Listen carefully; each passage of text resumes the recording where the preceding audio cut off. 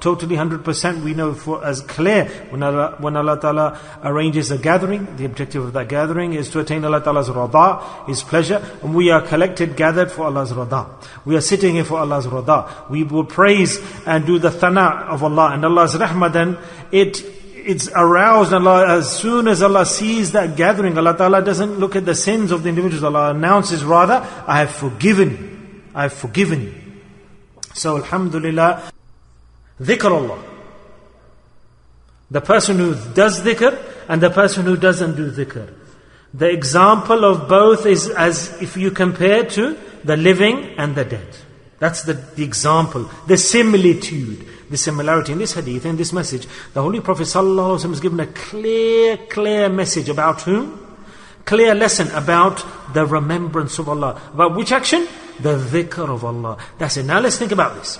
This message of what is the remembrance of Allah? What is dhikr? If dhikr is a very important action, how much do we do it in our lives? How much is it present in our lives? Let's look at today. From morning until night, we pray Asr, Maghrib, Salah, Fadl, Karam, we will pray Isha.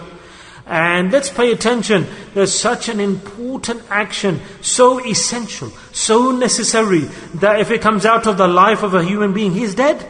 Even though he may be breathing. Allahu Akbar. It's like the spirit, the soul, isn't it? That if this action comes out of the life of a human being, it's as if he is dead, he's not alive. And who told us this? The Holy Prophet ﷺ, the Prophet of Allah. So there's no debate here, there's no doubt here, there's nothing to discuss, there's no room for negotiation or doubt. Nabi ﷺ said, that's it. It becomes a fact. So the Prophet ﷺ said that whichever human being does not perform dhikr in his life, it's as if he has passed away already, he's dead. So let's ask ourselves that from morning until evening today, how much dhikr have I performed? How much have I paid attention to the remembrance of Allah?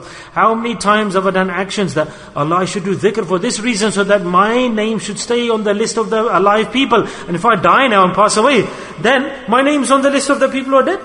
If I don't remember Allah, even though I'm living and breathing. Do you understand the importance? How great an action this is? So before today, if we understood this or not, but today we've understood that the dhikr of Allah is very important. It's essential that we're making a decision, right and left, alive or dead. Someone says, I'm alive. Okay? Do you know the criteria? If you want to know if you're alive, tell me, how much dhikr do you do? Subhanallah. That's the criteria. You can debate, quarrel. No, I don't do dhikr. Okay, you have passed away, but I've just eaten. But the deceased person has eaten. You drove. You were deceased, you drove. This is my house, but this is the house of the deceased person. It's the people living there are deceased. They passed away. They're not alive. The proof isn't this, I'm walking, talking, eating, standing, sitting, I'm alive. No, the proof is this, that did you remember Allah or not? Did you do the dhikr of Allah or not?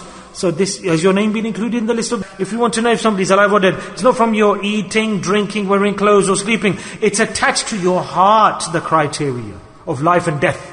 The difference of a living and a dead creature is if a person does dhikr, and the heart is alive, and if the heart is alive, then that person's alive. And if a person doesn't do dhikr of Allah, remember Allah, then his heart is dead, then everything of that person is dead. Simple. So how can a person say he's alive if he's not doing dhikr of Allah? So the life is independent on the heart, and if the heart is alive, then that individual is alive. If the heart is dead, then the individual is dead. And the life of the heart has been proven from the hadith. The Prophet ﷺ said the heart is alive from the dhikr of Allah, due to the dhikr of Allah. Easy, so simple to understand. Dhikr of Allah makes the heart alive, and if the heart is alive, then that person's alive. If a person does the dhikr of Allah, his heart is alive. And the person who doesn't do the dhikr of Allah, that person's heart is not alive, it's dead. The heart that will be alive, alhamdulillah, praise be to Allah, then all good deeds will emanate from that heart, from which Allah will become pleased. Do you understand? And those deeds will take us close to our objective. And the heart that's barren, dead, dry, so dry, parched, and not alive, nothing good will come out of the heart. Only those things will come out of the heart that are not necessary for that human being. There will be no desire for the deen. There will be no name of Allah. He will dislike salah. His salah will be weak. And when we see this, that our salah is weak, and we are feeling burdened when we do the work of the deen, and reciting the Quran is hard, going in tabligh, propagating the deen, our legs tremble, we have no manners, behavior with regards to halal, haram. Why is music haram? What is mahram, ghair mahram, lawful, people to sit in front of unlawful? What's my earnings and my home, inside my home? What's the permissible, not permissible? How should I meet people, walk, travel, etc.? When this is our niyyah, let's analyze ourselves whilst we're talking today, our lives. Let's analyze, look in the mirror. So in our life, that if Allah's principles all come out of our life and we follow our whims and desires and principles, whatever the heart likes, we keep on doing. Yeah? What Allah Ta'ala has destined for us, the ahkams, the laws, all the time, they're not coming to our life. And our life is in opposite to Allah Ta'ala's laws and instructions and guidance, then we should consider that our heart has become dead. It's not alive, it's dead. Only for the sake of the world, whatever we feel like doing, we do. We don't have any knowledge that what we're doing sins. Sometimes we're praying salah, sometimes leaving salah, sometimes Ramadan comes, we keep some fast, some we leave. We have no differentiation. We come on Hajj, and after Hajj we do sins. The life is up and down like a yo-yo. We don't know what's the objective of our life, so that the heart of that individual is dead, passed away.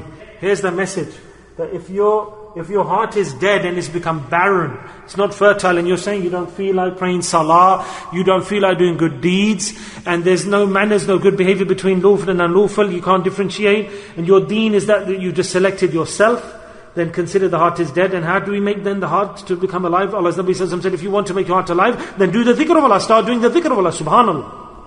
That's it.